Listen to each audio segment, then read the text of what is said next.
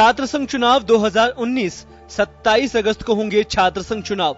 चुनावी घोषणा के साथ ही लगी आचार संहिता। छात्र संगठनों ने घोषणा के साथ शुरू की तैयारी। एबीवीपी संगठन ने ली कार्यकर्ताओं की बैठक तो एनएसयूआई ने चुनावी टीम को दिए निर्देश। राज्य में उच्च शिक्षा विभाग के द्वारा छात्र संघ चुनाव की घोषणा हो चुकी है। राज्य के 20 से ज्यादा सरकारी विश्वविद्यालय और 250 से ज्यादा सरकारी कॉलेजों और कई निजी कॉलेजों में छात्र संघ के चुनाव होंगे। प्रदेश में शांतिपूर्ण और निष्पक्ष मतदान के लिए इस बार मतदान और मतगणना अलग अलग दिन रखी गई है। चुनावी घोषणा के बाद छात्र संगठनों ने तैयारी शुरू कर दी है। एबीवीपी संगठन ने अपने दावेदार उम्मीदवारों के साथ बैठक की तो वहीं दावेदारी को लेकर समीकरण भी जाने। तो वहीं इसके बाद वर्तमान पदाधिकारियों और पूर्व पदाधिकारियों के साथ बैठक करके चुनावी तैयारियों की जिम्मेदारी भी दी है। इस बीच राजस्थान यूनिवर्सिटी में भी चुनावी तैयारी शुरू हो गई है।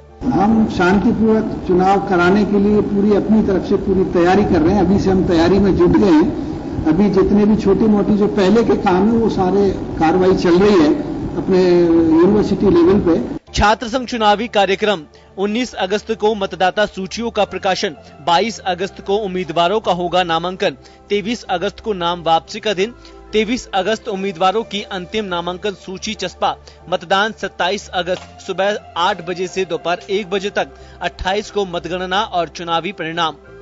उच्च शिक्षा विभाग ने सभी विश्वविद्यालयों को लिंगदोह सिफारिशों के अनुरूप चुनाव करवाने के निर्देश दिए हैं। उधर चुनाव तिथि घोषणा के साथ ही आचार संहिता भी लग गई है। साथ ही इधर छात्र नेताओं ने भी अपनी तैयारियां तेज कर दी है। चुनाव तिथि की घोषणा के साथ ही अब छात्र नेता अपना दमखम दिखाने में जुट गए हैं। ज्यादा से ज्यादा विद्यार्थियों तक संपर्क करने और विद्यार्थी हितों के मुद्दे को उठाने के लिए छात्र नेताओं ने कमर कस ली है।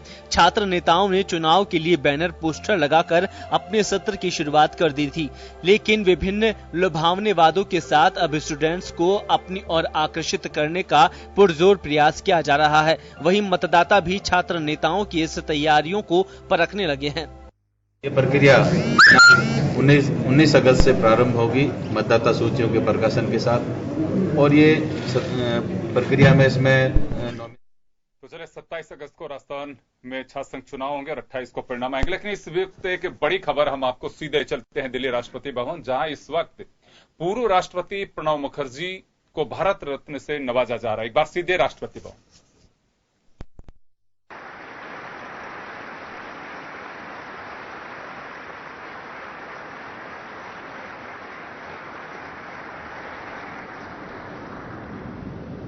डॉक्टर भूपेंद्र कुमार हजारिका की ओर से उनके पुत्र श्री तेज हजारिका।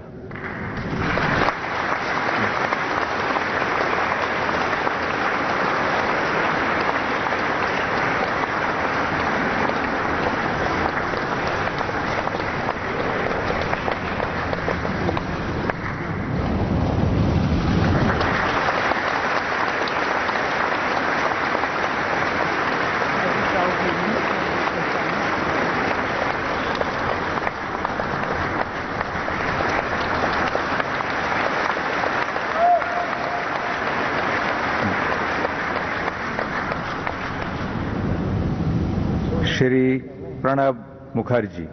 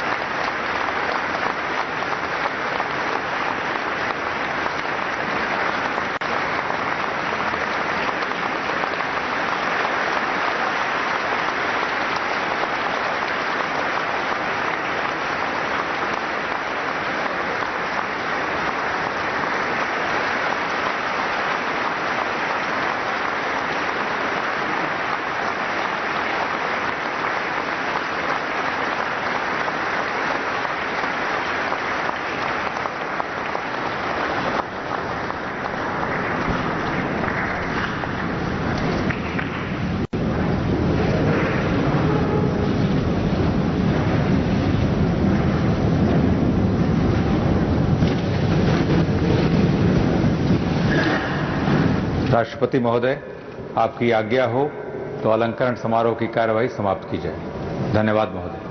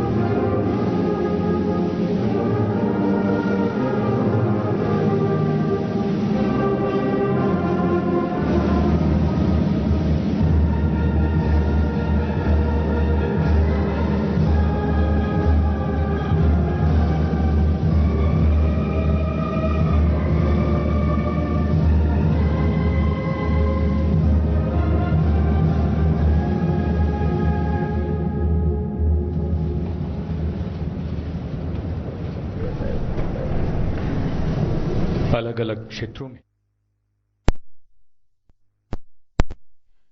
तो चलिए, आपने दिल्ली राष्ट्रपति भवन से ऐतिहासिक पल आपने देखे। पूर्व राष्ट्रपति प्रणव दा, उन्हें भारत रत्न से नवाजा गया है। एक बड़ी खुशी की बात है, उनके साथ सहित 3 लोगों को वहां इस वक्त अवार्ड दिया गया। और चलिए अब हम रुक करते हैं हमारे मुद्दे की ओर।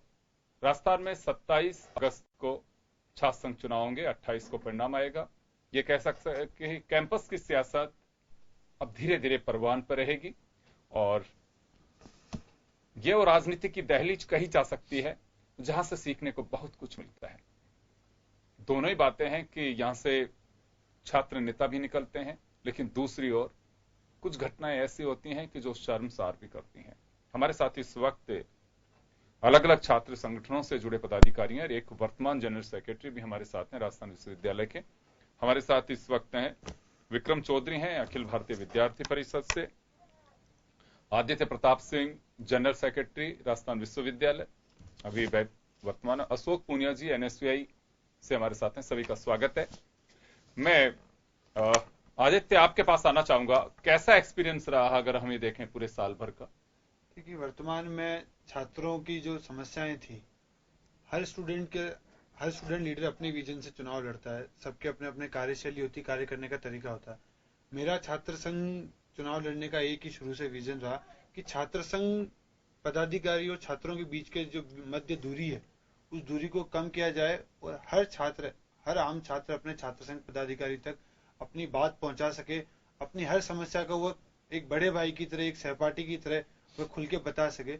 इस प्रकार की कार्यशाली मेरी रही और वर्ष भर मैंने लगातार, जितने दिन मैं विश्वविद्यालय जयपुर में रहा, उस दिन मैं छात्र संघ कार्यालय में गया और लगातार अपने निश्चित समय में छात्र संघ कार्यालय में बैठा और आने वाले प्रत्येक छात्र छात्राओं की जितनी समस्याएं मुझे अवगत कराएगी। मैं नहीं कहता मैं 100% कर पाया, क्योंकि सिस्टम भी एक बहुत बड़ा पार्ट होता है इसके अंदर, लेकिन मैंने अपना 100% दिया और आगे आने वाले समय में उनको और सुधार आए, ऐसे छात्र संघ पदाधिकारी चुन के आए। चलिए विक्रम जी, आपके पास आऊंगा मैं। आप अखिल भारतीय विद्यार्थी परिषद से ताल्लुक रखते हैं। साल भर कैंपस में कुछ ना कुछ चलता रहता है। आज परीक्षा की डेट्स को लेकर, आज फीस को लेकर के, अभी समय पे फंड जारी नहीं हुआ, अभी ये हुआ। लेकिन जैसे जैसे ही जुलाई के बाद जो गर्माहट दिखाई देती है, उसमें सीधा लगता है कि केवल चुनाव की वजह से एक हाइप दी जा रही है। रास्ते को ब्लॉक करना, सड़क पे आ जाना, ये लगता है कि कुछ शहरवासी जो हैं उनको भी लगता है कि छात्र संघ चुनाव होने चाहिए, लेकिन जब ये होते तो आसपास के लोगों को लगता है कि दहशत का सा माहौल हो जाता है कि ये होने नहीं चाहिए।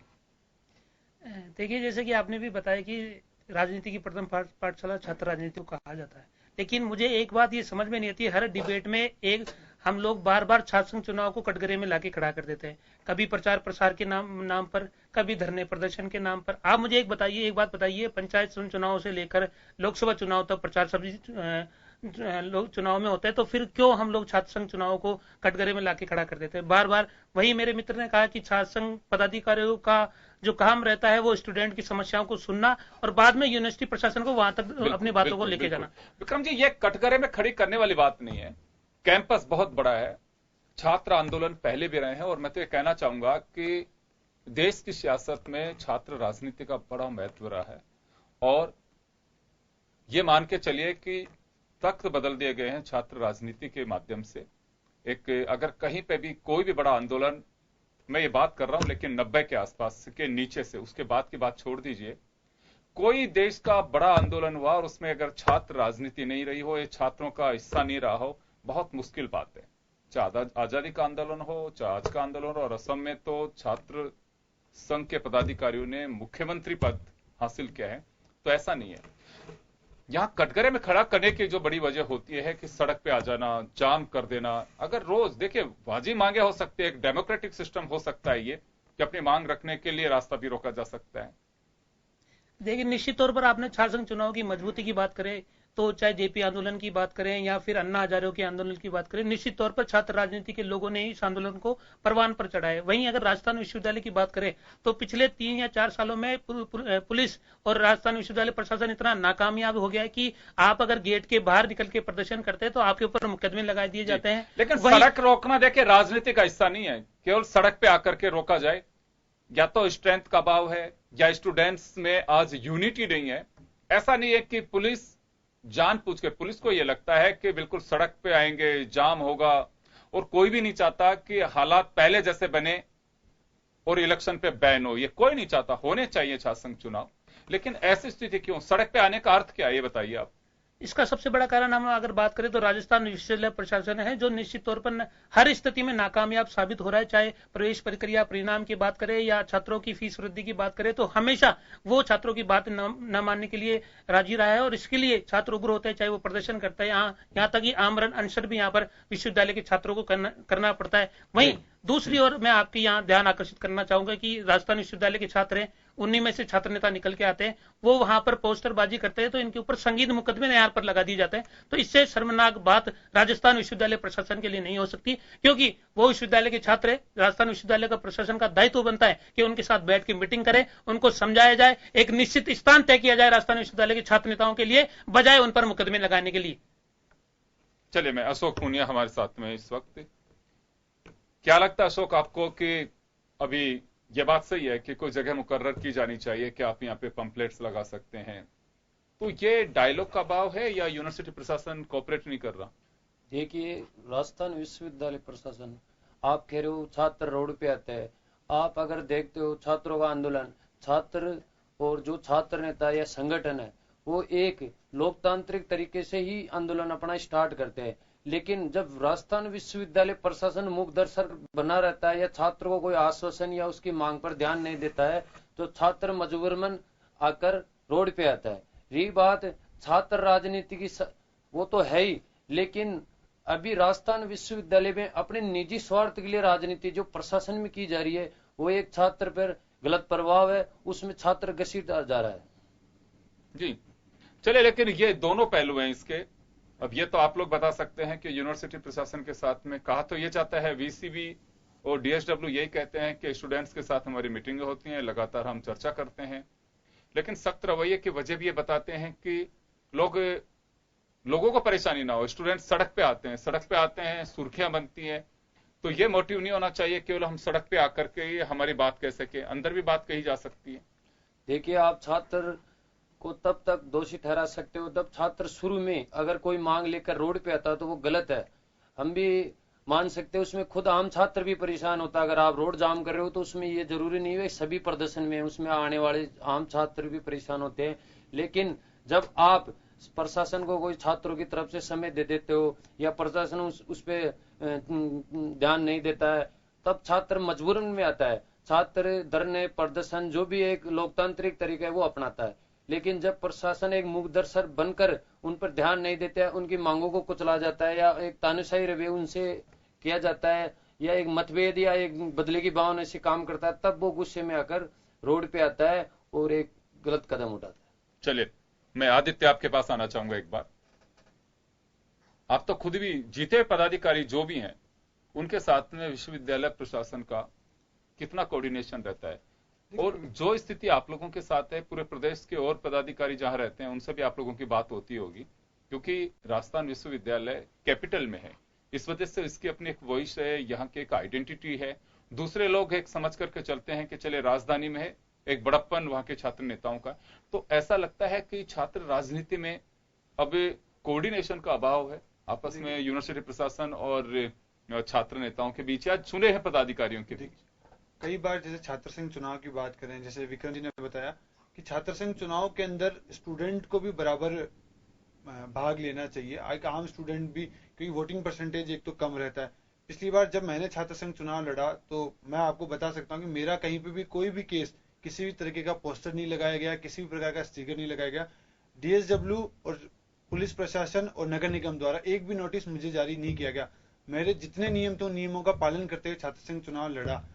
उसके अंदर विश्वविद्यालय प्रशासन ने भी की कुछ कमियां रहती है। इस बार छात्र संघ चुनाव होने के बाद में हमने डीएसडब्ल्यू से मांग रखी। पिछली बार 8 बोर्ड यूनिवर्सिटी के अंदर लागू थे जो छात्र संघ चुनाव के लिए आप पोस्टर लगा सकते हैं, उसको बढ़ा के इस बार 8 बोर्ड और लगाए गए। टोटल विश्वविद्यालय के अंदर 16 बोर्ड थे। लेकिन कहीं ना कहीं आम छात्र भी विश्वविद्यालय को अपनी संपत्ति नहीं समझता। ये मैंने खुद ने इस विश्वविद्यालय के अंदर लगातार इतने वर्षों से काम किया था। आम विद्यार्थी भी विश्वविद्यालय को अपनी संपत्ति नहीं मानता, वो हर कहीं पोस्टर लगाता है। तो कहीं ना कहीं उनका कदम उठाना, मैं एक छात्र संघ चुनाव लड़ा उससे पहले प्रत्याशी के रूप में भी बात कर रहा हूँ और आज पदाधिकारी के रूप में भी बात कर रहा हूँ कि जो साइन बोर्ड विश्वविद्यालय ने लाखों रुपए खर्च करके आम छात्र के लिए लगाए, आम स्टूडेंट उनके ऊपर पोस्टर लगाता है, तो कहीं ना कहीं वो मतभेद अपने आप एक मनमुटाव, क्योंकि जब प्रशासन उनको मना करता है वो फिर भी लगाता है, तो एक मनभेद उनके अंदर हो जाता है। कहीं ना कहीं विश्वविद्यालय प्रशासन भी छात्रों की बात सुनने को कई बार राजी नहीं रहता। वह नए आयाम स्थापित नहीं करना चाहता, वो पुराने ढर्रे से चलना चाहता है, वो डिबेट नहीं कराना चाहता। वो खुद अपने आप में जैसे टालम टोली सी जिंदगी में लगाए रखता है। छात्र संघ चुनाव में जो मीटिंग 20 दिन पहले होनी चाहिए होती, उसको सिर्फ एक फॉर्मेलिटी के लिए चुनाव से 10 दिन पहले की जाती है। मैं आऊंगा आपके पास। हाँ जी विक्रम। मैं आज जिस प्रकार आदित्य जी ने बताया कि इन्होंने भी जो कहा कि छात्रों की कमी इन्होंने बताई बजाय विश्वविद्यालय प्रशासन की, मैं मित्र से पूछना चाहूंगा कि आप छात्र संघ पदाधिकारी भी रहे, क्या आपने एक बार भी विश्वविद्यालय प्रशासन से ये मांग करी कि हमें सिंडिकेट में भागीदारी दीजिए? क्या आपने भी एक बार भी इस ये मांग रखी कि प्रेसिडेंशियल डिबेट यूनिवर्सिटी में होनी चाहिए? क्या आपने एक बार भी मांग रखी कि जो यूनिवर्सिटी में छात्राओं की सुरक्षा है वो सुव्यवस्थित करनी चाहिए? मैं आपको बता देना चाहता हूँ 2 या 3 महीने से राजस्थान विश्वविद्यालय के कैमरे खराब है, वहां की स्थिति क्या है, वहां डिस्पेंसरी टाइम पे नहीं चलती, वहां ई मित्र के नाम पर लाखों रुपए का घोटाला हो रहा, क्वेश्चन मनी के नाम पर लाखों रुपए का घोटाला रहा। मेरा मित्र बार बार स्टूडेंटों की कमियां निकाली जा रही है, जबकि मेन कमियां विश्वविद्यालय प्रशासन की है और केवल छात्र संघ पदाधिकारियों की वजह से और छात्र नेताओं की वजह से आज जो विश्वविद्यालय प्रशासन है वो छात्र नेताओं पर इतना हावी है कि जैसा वो चाहते हैं वो वैसा कर लेते हैं। आज चाहे कर्मचारियों की बात करें वो विश्वविद्यालय प्रशासन के खिलाफ है, आज चाहे छात्र नेताओं की बात करें उनकी मांगे नहीं मानी जाती। आज महिला टीचर्स के साथ किस प्रकार का व्यवहार हुआ आपने पिछले दिनों देखा होगा। तो ये कहीं ना कहीं विश्वविद्यालय प्रशासन इसमें कटघरे में आता है और निश्चित तौर पर विश्वविद्यालय प्रशासन अपने स्वार्थ की राजनीति के लिए आज आम छात्र को, छात्र नेताओं को और छात्र संघ पदाधिकारियों को की पंगु बना दिया है। आज ना तो छात्र प्रतिनिधि हैं, उनका सिंडिकेट में भागीदारी है। आप बड़ी बड़ी बातें आप मंच के माध्यम से कर लेते हैं। क्या आपके पास कोई सॉल्यूशन लेके आया?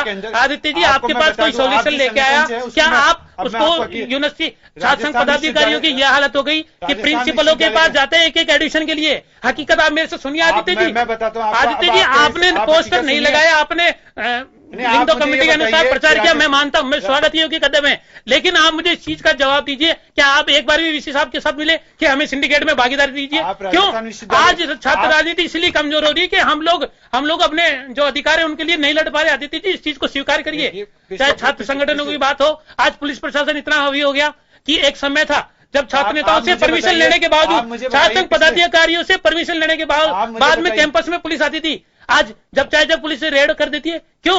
आखिर छात्र नेता और छात्र संघ पदाधिकारी इतने कमजोर क्यों होते जा रहे हैं? जब पिछली बार राजनीति की प्रथम पाठशाला छात्र राजनीति को कहा जाता है, एमपेड का रिजल्ट एमपेड की घोषणा कर दी, एमपेड का नोटिफिकेशन जारी होगा। उसके बाद में भी हमने छात्रों से कहा कि एमपेड का नोटिफिकेशन जारी हो गया है, कल सुबह अखबार में आ जाएगा। उसके बाद भी धरना प्रदर्शन करके विश्वविद्यालय का माहौल किसने खराब किया? आप बताइए। अगर आप जब व्यक्तिगत आरोप लगा रहे हैं, व्यक्तिगत नहीं, मैं पदाधिकारी की बात कर रहा हूँ, व्यक्तिगत नहीं, आपसे पहले भी जो उन पे भी कह रहा हूं, मैं व्यक्तिगत नहीं कह रहा। देखिए मैं व्यक्तिगत नहीं कह रहा, दोनों की कह रहा हूं। जब हर छात्र क्या चाहता है, आप जब एक पदाधिकारी के रूप में मैं बता रहा हूं, हर छात्र चाहता है कि उसकी फीस तो कम हो, लेकिन वो घर बैठे कम हो जाए। इस बार राजस्थान विश्वविद्यालय के अंदर सेमेस्टर फीस एक ही दिन के अंदर 3 गुना बढ़ाई गई। आपने क्या किया उसके लिए? बता रहा हूं, आपने क्या किया? आपने क्या किया? कितने दिन धरना दिया? कितने दिन वीसी से बात करी?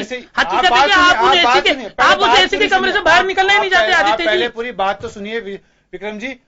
मैंने अपने फेसबुक के माध्यम से सभी को ये कहा कि कल कोई भी फीस जमा नहीं कराएगा। उससे पहले कोई भी छात्र आके नहीं करा। मेरे पास आज भी लीगली प्रूफ है, मेरे पास वाइस चांसलर के, एग्जाम कंट्रोलर के, और लगातार 3 दिन तक। और मैंने राजस्थान विश्वविद्यालय के अंदर इस बार फीस जमा नहीं करे एग्जाम कंट्रोलर, क्योंकि 3 गुना फीस, जो फीस 1600 रुपए थी वो 3 दिन के अंदर बढ़ के 5800 दिन अनशन किया, कितने दिन धरने प्रदर्शन करे? कौन सी आपकी बात मान ली? मेरे को तो ये चीज से जवाब दे दीजिए। आप विश्वविद्यालय आम छात्र जुड़ते ही नहीं। हर विद्यार्थी ये चाहता है कि फीस तो कम हो जाए। 18 छात्र थे, उनमें से 12 लोगों ने फीस जमा करा दी। विश्वविद्यालय प्रशासन कहता है उन्होंने फीस जमा करा दी, आप क्या करिए? और आप खुद बता दीजिए एमपेट वाले के मुद्दे के ऊपर जब मैंने कहा कि एमपेट का नोटिफिकेशन जारी हो चुका है, 2 बजे नोटिस निकल चुका है कि कल सुबह अखबार में आएगा, सिर्फ क्रेडिट लेने की लड़ाई, क्रेडिट लेने की लड़ाई नहीं आदित्य जी, यहाँ आपको अपने अधिकारों को जानने की आवश्यकता है। आपने पूरे साल छात्र संघ में रहे। विक्रम जी, क्या लगता है आपको कि छात्र संघ पदाधिकारी जीतने के बाद अपनी भूमिका भूल जाते हैं, ये माना जा सकता है? निश्चित तौर पर वर्तमान समय की अगर बात करें तो छात्र संघ पदाधिकारी केवल अपने एसी के कमरों से बाहर निकलना नहीं चाहता, केवल घूमर और अभी है कि पहले भी रहा है ये पिछले 2010 से लेकर अब तक की बात कर रहा हूं। निश्चित तौर पर केवल घूमर और उद्घाटन तक छात्र संघ सीमित रह गया, ना सिंडिकेट में इनकी भागीदारी नहीं है। और एक समय था जब लोग छात्र संघ अध्यक्ष बनने के बाद भी अपने छात्र हितों की लड़ाइयों के लिए लड़ते थे, लेकिन वर्तमान परिदृश्य के अंदर अपनी राजनीतिक रोटियां सेकने के अलावा दूसरा छात्र पदाधिकारी छात्र संघ पदाधिकारी अखिल भारतीय विद्यार्थी परिषद के रहे। आप बताइए आपने कितनी बार सिंडिकेट में रहे? सभी पे सवाल खड़ा कर रहे हैं। 10 के बाद में 9 छात्र संघ टर्न निश्चित बन चुके हैं, इन्होंने सब पे सवाल खड़ा किया है। मैं अशोक पूनिया जी के पास में जाना चाहूंगा। अशोक जी, टिकट जब देते हो तो उस वक्त पदाधिकारी को इस बात के लिए ताकीद किया जाता है कि जीतने के बाद आप बैठे नहीं रहे। इन्होंने एबीवीपी हो चाहे एनएससीआई हो चाहे इंडिपेंडेंट हो, सब पे सवाल खड़े किए हैं कि जीतने के बाद में वो एक छात्रों के लिए जिस तरह से एक रचनात्मक तरीके से संघर्ष करना चाहिए या काम करना चाहिए, वैसे नहीं कर पाते हैं। ऐसा लगता है आपको भी? देखिए, ये 100% तो नहीं है भाई, छात्र संघ पद अधिकारी कार्य नहीं करते, लेकिन ये भी सही नहीं है कि जो छात्र को चुनाव से पहले जो आशु अपेक्षा रहती है, उनसे जो वादे किए जाते हैं वो उनसे पूरे नहीं हो पाते।